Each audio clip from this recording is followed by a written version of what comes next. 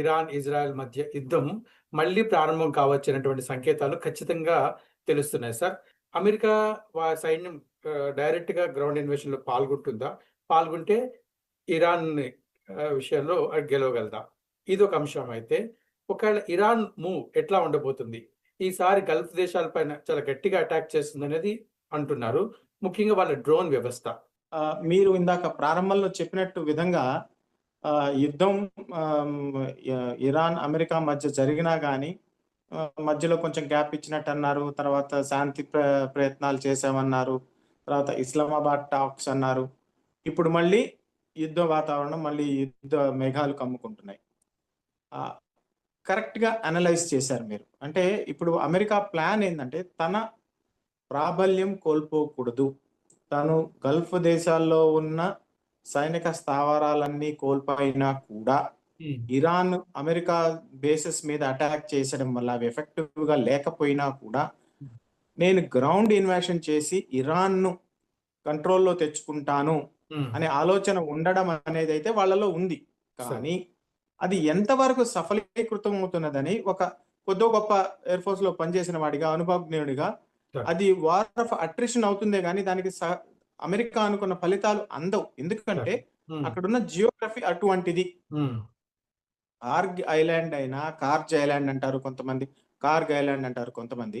కార్జ్ island అయినా, లేకపోతే Iran భూభాగం అయినా మొత్తం కొండ ప్రాంతాల్లో కూరుకుపోయినది. ఒకవైపు తెలిసిందే కదా పర్షియన్ గల్ఫ్. పర్షియన్ గల్ఫ్ అంటే చిన్న చిరక చెరువు తాటకం కాదు. 900 నాటికల్ మైల్స్.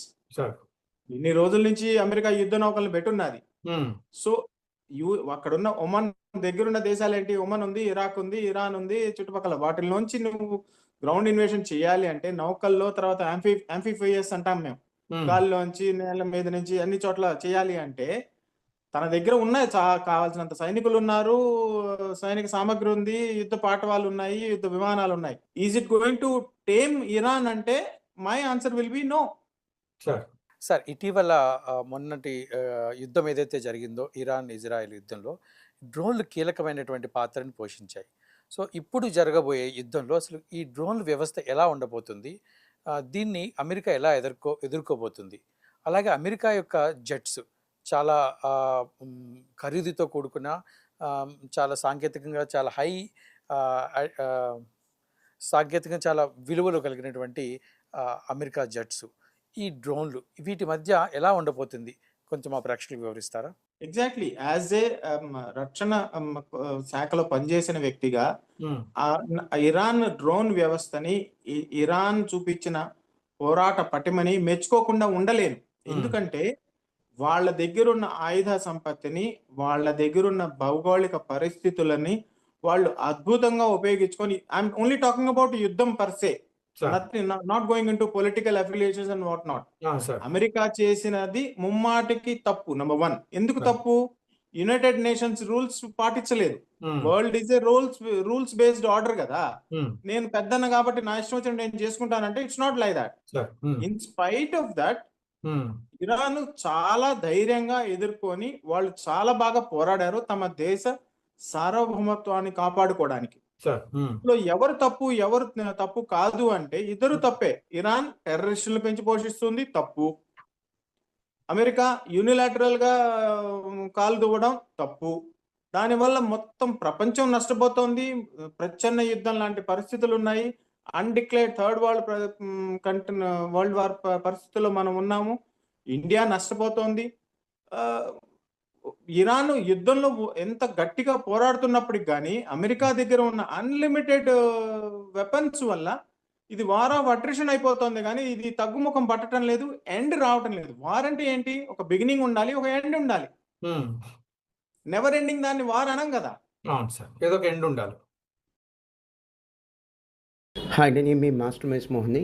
ఏపీ లేదా తెలంగాణలో 10th క్లాస్ అయిపోయిన తర్వాత కామర్స్కి వద్దాం అనుకున్నటువంటి స్టూడెంట్స్కి 2 ఇంపార్టెంట్ సూచనలు అండి. సిఈసి, ఎంఈసి, ఈ రెండిట్లో నా ఫస్ట్ చాయిస్ ఎంఈసి అండి. నా ఫస్ట్ చాయిస్ ఎంఈసి.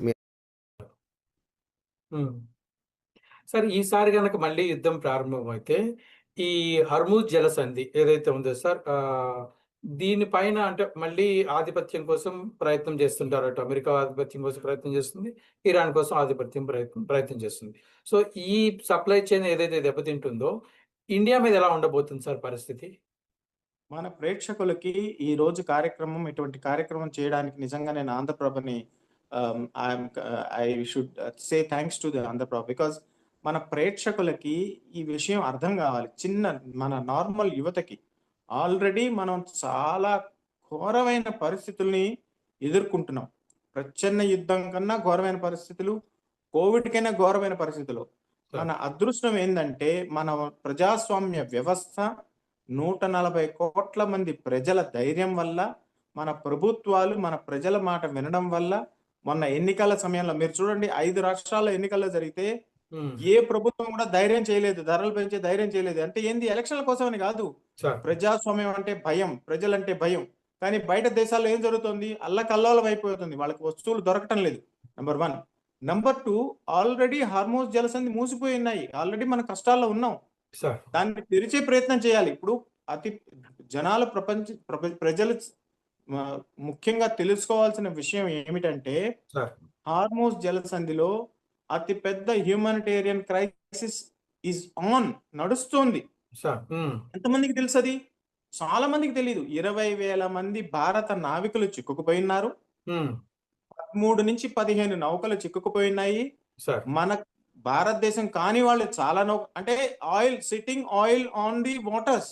మీరు ఊహించండి, ఆయిల్ తో నిండిన ట్యాంకర్స్ సముద్రంలో ఆగిపోయినాయి.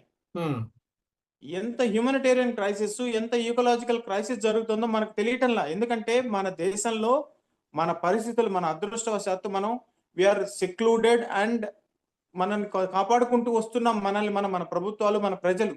బయట దేశాలు అలా లేదు. అమెరికా ఎందుకు తన భూభాగం మీద యుద్ధం చేయటం లేదు? ఇరాన్ లో పోయి ఎందుకు చేస్తుంది? అమెరికా భూభాగంలో యుద్ధం జరిగితే అప్పుడు తెలుస్తుంది వాళ్ళకి ఎంత కష్టాలు. ఇరాన్ ప్రజలు ఎంత కష్టాలు పడుతున్నారు, గల్ఫ్ దేశాలు ఎంత కష్టపడుతున్నాయి. వాళ్ళ ఆయిల్ అమ్ముకోలేరు, వాళ్ళు అమ్ముకోలేకపోతే వాళ్ళకి జరగదు కదా.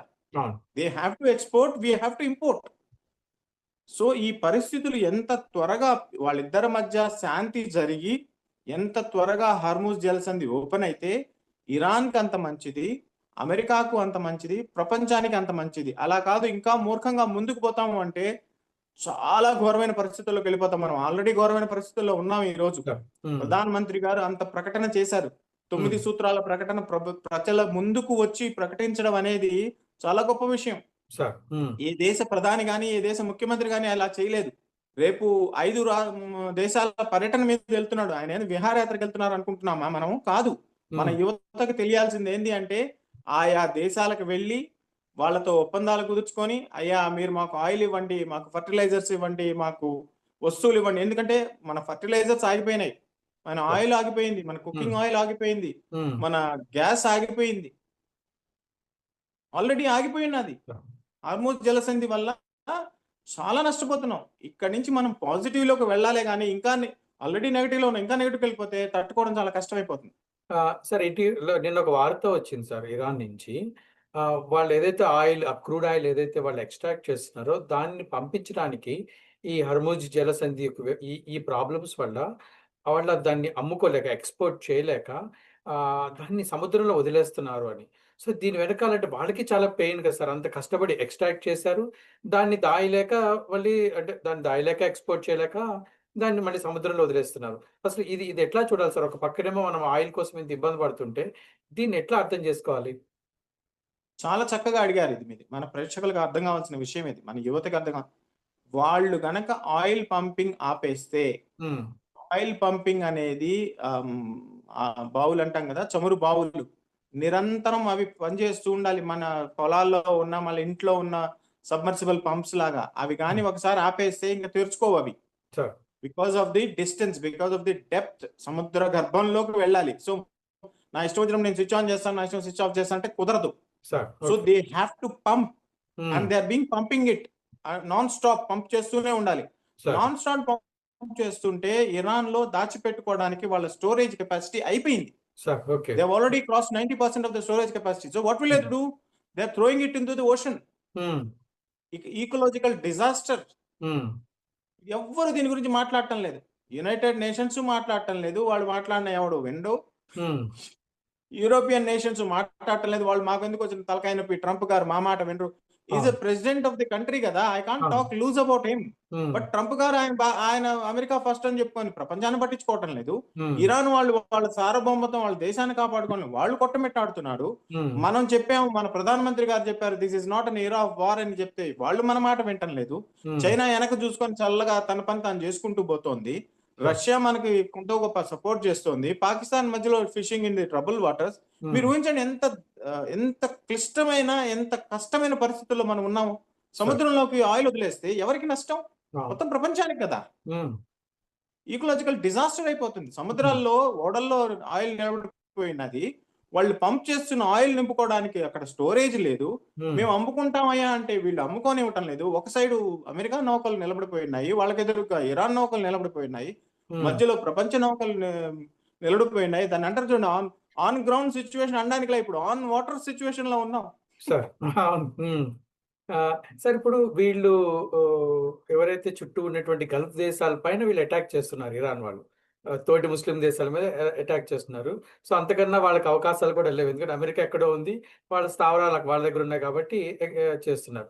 అయితే ఈ దశలో ఈ న్యూక్లియర్ ఏదైతే వాళ్ళు వెపన్స్ రెడీ చేసుకుని అని అంటున్నారు కదా. సో ఈ ఈ ఈ పరిస్థితిలో, అంటే నెక్స్ట్ చేయబోయే యుద్ధంలో ఈ ఈ ఈ యురేనియం, శుద్ధి చేసిన యురేనియంని ప్రయోగించే అవకాశం ఏమైనా ఉంటుందా సార్? నమస్తే, నేను మీ చంద్రశేఖర్. మనం మన గోల్స్ని అచీవ్ చేయలేకపోవటం, మళ్ళీ మరుసటి సంవత్సరం అదే గోల్స్ పెట్టుకోవటం, మళ్ళీ అచీవ్ చేయలేకపోవటం. డెఫినెట్ గా ఉంటుంది కదా. ఎందుకంటే ఇరాన్ తన దేశాన్ని తను కాపాడుకోవడానికి వాళ్ళ దగ్గర 9 కోట్ల మంది జనాభాలో చివరి క్షణం వరకు వాళ్ళు పోరాడతారు కదా. ఏ దేశమైనా అంతే కదా. ఇప్పుడు ఇరాన్ దేశానికి వ్యతిరేకంగా చుట్టుపక్కల ఉన్న అన్ని గల్ఫ్ దేశాలు ఉమ్, వాళ్ళ దేశాల్లో అమెరికన్ స్థావరాలు ఏర్పాటు చేయడానికి అనుమతి ఇచ్చాయి. అవును సార్. దీన్ని మనం ఎలా చూడాలి? ఇరాన్ ఏమనాలి? ఇఫ్ ఐఎమ్ ఇరాన్, నేను ఇరాన్ అయితే నేనేమనుకోవాలి? ఒరే, నేను సిద్ధంగా ఉండాలి, వీళ్ళు ఆల్రెడీ ఇక్కడ సెట్ చేసుకుంటున్నారు కాబట్టి ఐ షుడ్ బి ప్రిపేర్డ్ అని అనుకుంటాం కదా. అవును ఇది సార్. 40 ఏళ్లుగా జరుగుతోంది. అందుకని ఉమ్, ఇరాన్ ఏం చేసింది? యుద్ధం మొదలవగానే వాళ్ళ స్థావరాలన్నీ పేల్చి పారేసింది, అవును. ధ్వంసం అయిపోయినాయి. అక్కడ వాళ్ళ ఉమ్, కేపబిలిటీ లేదు. వాళ్ళు అక్కడ నుంచి లాంచ్ ప్యాడ్స్ అంటాం మేము జనరల్ గా, ఉమ్, అక్కడ నుంచి సార్. లాంచ్ చేసే శక్తి సామర్థ్యాలు కోల్పోయింది. ఉమ్, సో ఇప్పుడు వాళ్ళు ఏం చేయాలి? ఎక్కడో దూరం నుంచి రావాలి. దూరం నుంచి ఉమ్, రావడానికి వాళ్ళు ఏం చేస్తున్నారు? పాకిస్తాన్ వాడుకోవాలని చూస్తున్నారు. ఉమ్, క్లోజెస్ట్ ఈస్ పాకిస్తాన్, ఎందుకంటే ఇరాన్ కి పాకిస్తాన్ కి ల్యాండ్ బోర్డర్ ఉంది. ఉమ్, సార్. సో ఇవన్నీ అమెరికా ఆడుతున్న గేమ్స్. ఉమ్, ఇది ఇంకా అమెరికా పొలాంగ్ చేయడం వల్ల ప్రపంచం నష్టపోతుంది, కానీ అమెరికాకే నష్టం కాదు. అమెరికా ఎప్పుడు దెబ్బతింటుంది, అమెరికా ఎప్పుడు దాన్ని రిలీజ్ అవుతుంది అంటే వాళ్ళ దేశ భూభాగంలో యుద్ధం జరిగితే తప్ప. సార్. ఉమ్, అందుకోసం ఏం చేస్తున్నాయి యూరోపియన్ నేషన్స్ కానీ, నాటో నేషన్స్ కానీ, ఇండియా ఉమ్, కానీ, ఉమ్, శాంతి చేసుకోండి, త్వరగా శాంతిలోకి వెళ్ళండి అని అందరూ కూడా అమెరికాకి విజ్ఞప్తులు చేస్తున్నారు, అమెరికాతో చర్చలు జరుపుతున్నారు. ఉమ్, అమెరికా ఏంది? రోజుకో కండిషన్ పెడుతుంది. సార్. ఐ థింక్ ఒక టెక్నికల్ ప్రశ్న సార్, అంటే ఒక సాంకేతికమైన ప్రశ్న. ఇప్పుడున్న యుద్ధ రీతి, ఒకప్పుడు ఉన్నప్పుడు యుద్ధ రీతి, ఇప్పుడున్న యుద్ధ రీతి, అసలు ఈ వార్ మీరు ఎట్లా దీన్ని వర్ణిస్తారు సార్? మొన్న జరిగిన వార్ కానీ, ఇక జరగబోయే వార్ కానీ. ప్రపంచానికి డ్రోన్ యుద్ధ వార్ఫేర్ ని పరిచయం చేసింది రష్యా యుక్రెయిన్ వార్. సార్. తర్వాత మొన్న వార్లో అమెరికా దగ్గర ఉన్న శక్తి యుక్తులన్నీ దాన్ని ఏమంటారు కదా, ఏమీ చేయలేకపోయినా, పిచ్చుక మీద బ్రహ్మాస్త్రం అంటాం కదా, ఆ విధంగా వాళ్ళు కోట్లు ఖర్చు పెట్టే యుద్ధ సామాగ్రిని వీళ్ళు లక్షలు వేలతో చేసే డ్రోన్లతో కొట్టేశారు. టెక్నాలజీ బాగా, దీని మీద రాబోయే రోజుల్లో డిఫెన్స్ ఎక్స్పర్ట్స్ కానీ, రక్షణ రంగ విశ్లేషకులు కానీ చాలా దీర్ఘంగా చర్చిస్తారు, పుంఖానుపుంఖాలుగా రీసెర్చ్ పేపర్లు రాస్తారు. ఎందుకు అంటే దేశీయ పరిజ్ఞానంతో తక్కువ ఖర్చుతో తయారు చేసిన డ్రోన్లు మిసైల్స్ గా ఉపయోగించుకోవచ్చు, విమానాలుగా ఉపయోగించుకోవచ్చు, సూసైడ్ అటాక్ గా ఉపయోగించుకోవచ్చు, అటాక్ కు వాడుకోవచ్చు, డిఫెన్స్ కు వాడుకోవచ్చు. అమెరికా ఏం చేస్తుంది? ఒక పేట్రియాటిక్ మిసైల్ అంటే కొన్ని కోట్లు విలువ చేసేది, వీళ్ళు ఏం చేశారు? చిన్న లక్షలు విలువ చేసే డ్రోన్ తో దాన్ని కొట్టేస్తున్నారు. బ్రహ్మాండమైన రాడార్కే అందని విమానాన్ని వీళ్ళు కొట్టేశారు. ఎంత చూడండి. సో అమెరికా తన దగ్గర ఉన్న ఇండస్ట్రీని పెంచుకోవడం, ప్రపంచం మొత్తం మీద వాళ్ళ యుద్ధ విమానాలు అమ్ముకోవడం, యుద్ధ సామాగ్రి అమ్ముకోవడంలో చేసిన పని, ఇరాన్ తన స్వదేశీ పరిజ్ఞానంతో ఆబ్వియస్లీ చైనా, రష్యా దానికి సపోర్ట్ చేశాయి, రాడార్లు ఇచ్చాయి, టెక్నాలజీ ట్రాన్స్ఫర్ చేశాయి. కాబట్టి అమెరికా మాట చెల్లుబాటు కాదు, నంబర్ 1. నంబర్ 2, ప్రచ్ఛన్న యుద్ధం జరిగినప్పుడు ఏం జరిగింది? Cold war. అప్పుడు వార్ అంటే ఏంది? ఒకరితో పోరాడితేనే కదా వార్. కోల్డ్ వార్ అనే పేరు పెట్టుకొని వాళ్ళు సంవత్సరాల తరబడి ప్రపంచాన్ని వాళ్ళు తన గుప్పెట్లో పెట్టుకున్నారు. నువ్వు ఆయుధం తయారు చేస్తే నేను ఆయుధం తయారు చేస్తా, నువ్వు అణ్వాయుధం తయారు చేస్తే నేను అణ్వాయుధం తయారు చేస్తా, నువ్వు స్పేస్కి వెళ్తే నేను స్పేస్కి వెళ్తా, ఇలా చేసి పెట్టుకున్నారు. ఇప్పుడు ఆ పరిస్థితులు లేవు. ఎవరైనా ఎవరితో పోరాడగలరు. కాబట్టి మొన్న మనం ఆపరేషన్ సింధూర్ జరిగి సంవత్సరం జరుపుకుంటున్నాం. 4 రోజుల్లో మనం ప్రూవ్ చేసాం. పాకిస్తాన్ పంపించిన 350 డ్రోన్లు మనం తట్టుకోగలిగాం. ఒక్కటి కూడా మనకి నష్టం చేయలేకపోయింది. చైనా ఆశ్చర్యపోయింది, ప్రపంచం మొత్తం ఆశ్చర్యపోయింది, వీళ్ళ దగ్గర ఇంత కెపాసిటీ ఎలా వచ్చింది అని. అది డ్రోన్ విలువ. అది ఇరాన్ లో ఇంకా ఎక్కువ ఉపయోగించారు. సార్ ఇప్పుడు భవిష్యత్తు ఎలా ఉండబోతుంది సార్? ఇప్పుడు ఈ ఫైటర్ జెట్స్, ఈ డ్రోన్ల మధ్య ఈ వ్యత్యాసం ఎట్లా ఉండబోతుంది సార్? భవిష్యత్తు యుద్ధ వ్యూహాలు ఎట్లా ఉండబోతాయి? భవిష్యత్తు యుద్ధ వ్యూహాల్లో డ్రోన్ సింహభాగం పోషిస్తుంది సార్. ఎందుకంటే ఒకప్పుడు డ్రోన్ అంటే ఏమనుకున్నాం? కొద్ది దూరమే అనుకున్నాం, కొద్ది హైటే అనుకున్నాం.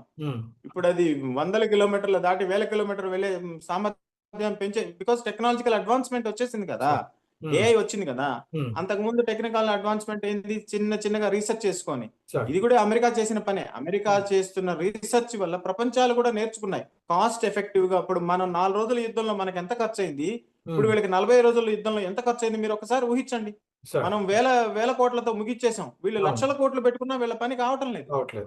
So war is not a small thing now. Research పెరగడం వల్ల డ్రోన్స్ ఇంకా ఎక్కువ పెరుగుతాయి.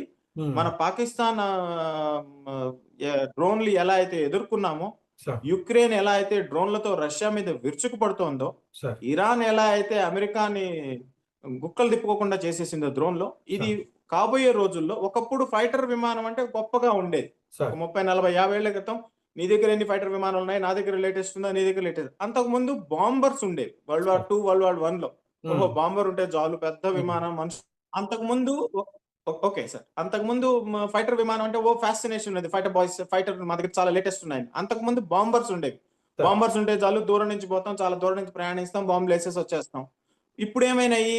ఇప్పుడు మనకి డ్రోన్స్ లో ఎన్ని రకాలు ఉన్నాయి? ఫైటర్ డ్రోన్స్ ఉన్నాయి, ట్రాన్స్పోర్ట్ డ్రోన్స్ ఉన్నాయి, లాజిస్టిక్ డ్రోన్స్ ఉన్నాయి, సర్వైలెన్స్ డ్రోన్స్ ఉన్నాయి, ఎలక్ట్రానిక్ డ్రోన్స్ ఉన్నాయి, సూసైడ్ డ్రోన్స్ ఉన్నాయి, కమకాజీ డ్రోన్స్ ఉన్నాయి, యు నేమ్ ఇట్. ఇవన్నీ రావడం వల్ల కాస్ట్ తగ్గింది. ఇప్పుడు అమెరికా కూడా ఇంత ఘోరంగా ఎపిక్ ఫ్యూరీ నేను అనకూడదు, ఎపిక్ ఫెయిల్యూర్ అంటాను. సార్ ఓవరాల్ గా ఇప్పుడు ఈ యుద్ధము మనం చూస్తున్నాం. ఒకసారి గత నెల క్రితం చూసాం యుద్ధము, దాని యొక్క పరిస్థితులు కూడా చూసాం. ఇప్పుడు భారతీయ ప్రజలకి, ముఖ్యంగా యువతికి మీరేం సందేశం ఇవ్వబోతున్నారు as a ex service man గా? మన యువత తెలుసుకోవాల్సింది ఏంటంటే, మనం జాగ్రత్తగా దేశభక్తితో మన వ్యాపారాలు, చదువులు, ఉద్యోగాలు చేసుకుంటూ, ప్రభుత్వము, ఇంట్లో వాళ్ళు చెప్పే మాటలు వింటూ. మీరు ఊహించండి, మనం ప్రపంచం, చైనా తైవాన్ కొట్టుకుంటున్నాయి, రష్యా యుక్రెయిన్ కొట్టుకుంటున్నాయి, అమెరికా ఇరాన్ కొట్టుకుంటోంది, ఇజ్రాయెల్ హెజ్బుల్లా కొట్టుకుంటోంది, పాకిస్తాన్ ఆఫ్ఘనిస్తాన్ కొట్టుకుంటున్నాయి. క్షణంగా నాకు ఇంకా గుర్తురాడు ఇంకా ఎంతమంది. మనం చూడండి, ప్రశాంతంగా ఇంట్లో కూర్చొని మీరు ఒక చోట నేను ఒక చోట బ్రహ్మాండమైన మంచి ప్రోగ్రామ్ చేసుకుంటున్నాం. ఈ ప్రశాంతత, ఈ కాన్ఫిడెన్స్, ఈ ఫ్రీడమ్ ప్రపంచంలో ఎక్కడా లేదు. 140 కోట్ల మంది ప్రశాంతంగా బతుకుతున్నారు. అమెరికా జనాభా ఎంత? మహా అయితే 35 కోట్లు. వాళ్ళు ప్రతి చోట గొడవలే. జపాన్ లో చూడండి, చైనాలో చూడండి. చైనాలో ఇంత స్వేచ్ఛ ఉందా? మీలాగా నాలాగా ఏమన్నా మాట లోపలేసేస్తారు, నోరెత్తడానికి లేదు. మనకి స్వేచ్ఛ ఉంది, ఫ్రీడమ్ ఆఫ్ స్పీచ్ ఉంది, ఫ్రీడమ్ ఆఫ్ ఎక్స్ప్రెషన్ ఉంది, మనం వాడుకుంటున్నాం. మన దేశానికి వ్యతిరేకంగా పుకార్లను నమ్మద్దు, రూమర్స్ ని స్ప్రెడ్ చేయొద్దు, సోషల్ మీడియా ఉంది కదా అని ఏది పడితే అది నోటికి మాట్లాడద్దు. మీ దగ్గర నాలెడ్జ్ ఉందా, మీ దగ్గర సబ్జెక్ట్ ఉందా, వచ్చి మాట్లాడదాం. రాఘవ్ గారు పిలుస్తారు, మాట్లాడండి బ్రహ్మాండంగా. But be with your country. దేశం ఉంటే కదా మనం. అవును సార్. దేశం అంటే మట్టి కాదు, దేశం అంటే మనుషులు. చాలా సంతోషం. మీ విలువైనటువంటి విషయాలని మా ఆంధ్రప్రభ ప్రేక్షకులతో పంచుకున్నారు. చూశారు కదా, ఇది retired wing commander Shri Shyam Prasad గారు ఇచ్చినటువంటి విశ్లేషణ. ఈ యుద్ధము ముదురుపో ముదురుతుంది, కనిపిస్తుంది. అందుకని మనము తీసుకోవాల్సిన జాగ్రత్తలు మనం తీసుకుందాము.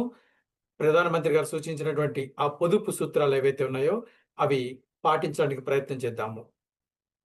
ఈ వీడియో మీకు నచ్చితే మీ కామెంట్స్ రూపంలో మీ అభిప్రాయాలు తెలియచేయండి. అలాగే సబ్స్క్రైబ్ చేసుకోండి. మీ స్నేహితులకి షేర్ చేయండి. నమస్కారం.